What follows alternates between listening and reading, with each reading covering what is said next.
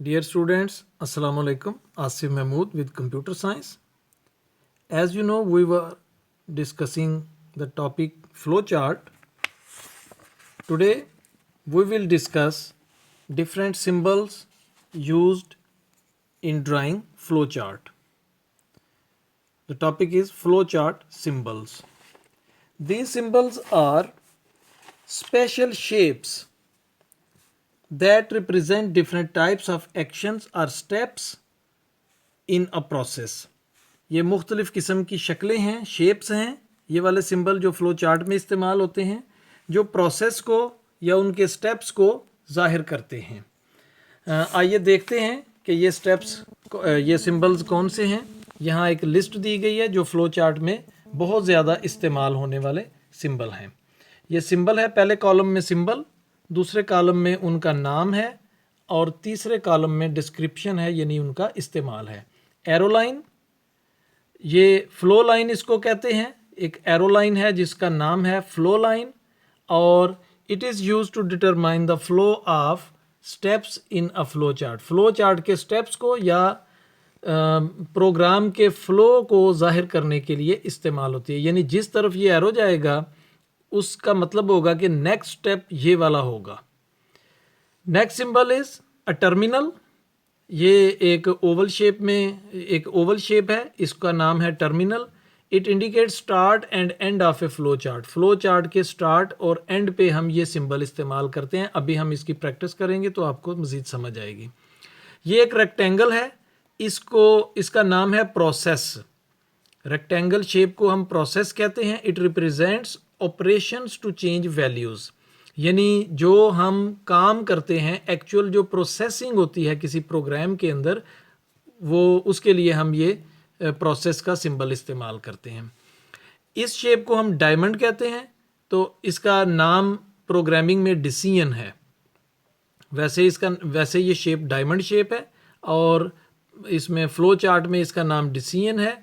और ये फैसला लेने के लिए, जब कोई वैल्यूज़ हो, कोई क्वेश्चन हो, उसका आंसर येस या नो हो, तो फिर हम ये सिंबल इस्तेमाल करते हैं। It shows a conditional operation that determines which one of the two paths to take, यानी दो रास्ते हैं, कौन सा रास्ता हमने इख्तियार करना है। अगर येस है तो इधर जाना है, अगर नो है तो इधर जाना है।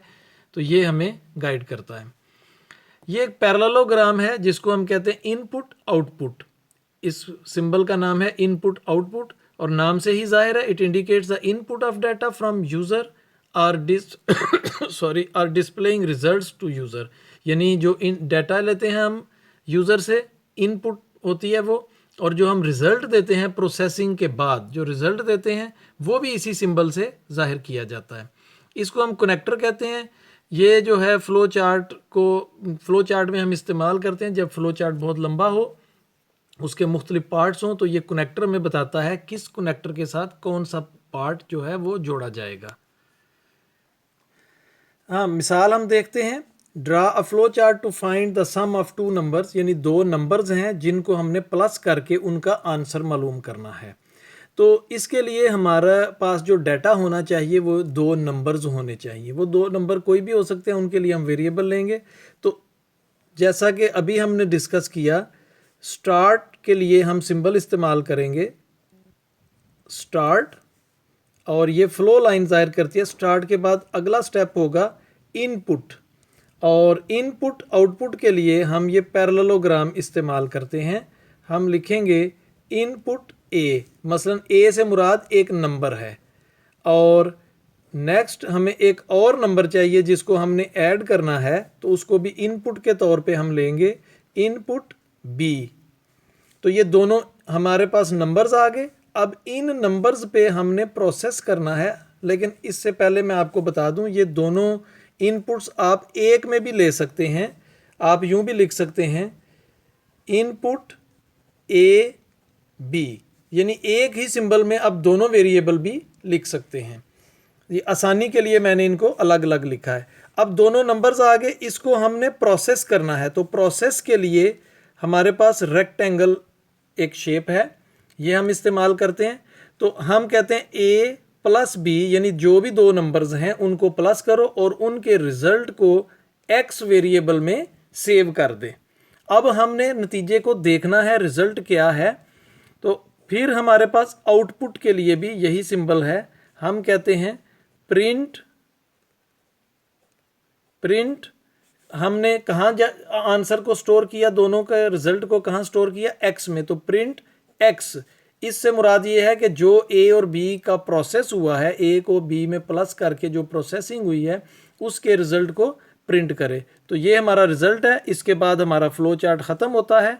तो फिर टर्मिनल हम इस्तेमाल करते हैं एंड। डियर स्टूडेंट्स, आप इसकी अच्छी तरह से प्रैक्टिस करें ज़ुबानी, ताकि आपको इन तमाम सिंबल्स के इस्तेमाल की समझ अच्छी तरह से आ जाए। और इससे पहले आप ये टेबल जो है इसको अपनी कॉपी पे ड्रा भी कर लेंगे और इन सिंबल्स का इस्तेमाल जो है उसको अपने जहन में महफूज भी कर लेंगे। इसको रट्टा लगाने की ज़रूरत नहीं, बल्कि इसको समझने की ज़रूरत है।